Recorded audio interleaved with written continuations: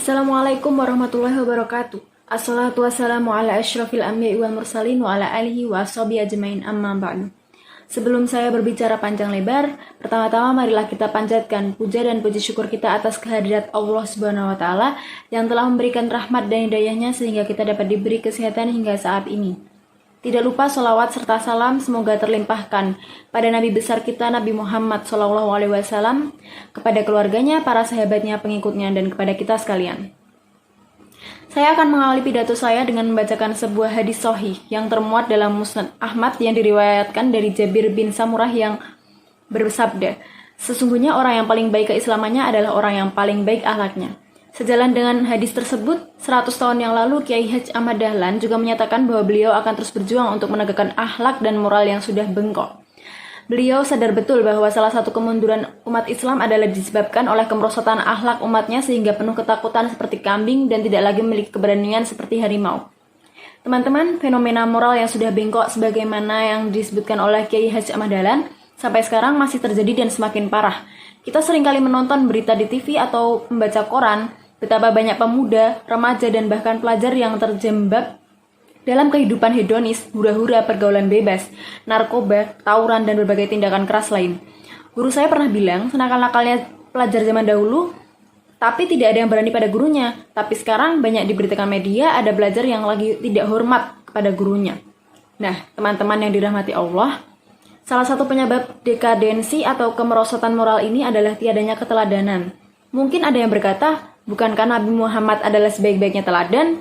Ya, betul sekali teman-teman. Hanya saja, berapa waktu yang diberikan kepada kita semua untuk mengenal beliau.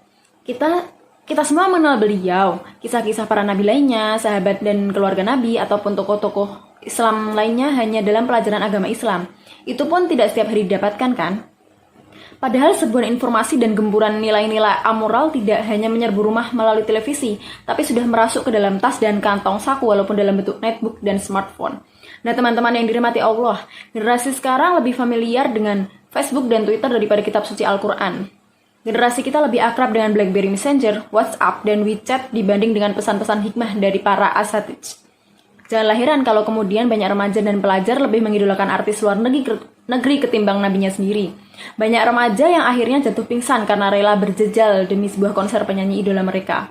Akhirnya kecintaan pada dunia yang diajarkan oleh nilai-nilai kapitalis global telah membuat pemuda dan pelajar terkikis rasa malu dan makin jauh dari agama Islam. Teman-teman yang dimuliakan oleh Allah, pergerakan Muhammadiyah harus berperan lebih besar untuk menyelamatkan bangsa dan umat Islam manusia. Sebagai gerakan Islam, Muhammadiyah harus merangkul kembali anak muda Islam dengan media-media alternatif. Sudah saatnya Muhammadiyah mengontrol sinetron, berita, dan entertainment media yang menyuguhkan kerasan dan ketidaksantunan dalam berbicara. Bila perlu, Muhammadiyah membuat sebuah televisi alternatif yang lebih manusia dan islami.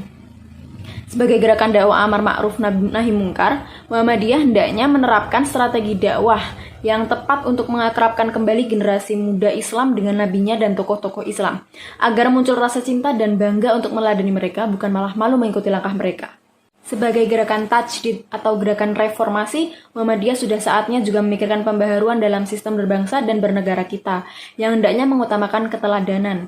Pada tataris praktis, dukungan penuh pada pemberantasan korupsi di Indonesia harus menjadi mainstream gerakan Muhammadiyah. Pengurus dan aktivis Muhammadiyah harus dikenal secara luas sebagai orang-orang yang jujur dan bersih. Pada tataris ideologis, pendidikan karakter harus dikembangkan di setiap level pendidikan dan pengkaderan pergerakan Muhammadiyah. Teman-teman semua yang dirahmati Allah, bukankah kalian sangat rindu bangsa ini kembali dikenal sebagai bangsa yang benar?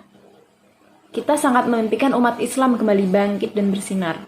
Tapi hal tersebut hanya bisa tercapai bila umat Islam Indonesia terbina akhlaknya dengan baik. Semoga pergerakan Muhammadiyah tetap terdepan memajukan akhlak umat Islam Indonesia. Wabillahi taufiq wal hidayah. Wassalamualaikum warahmatullahi wabarakatuh.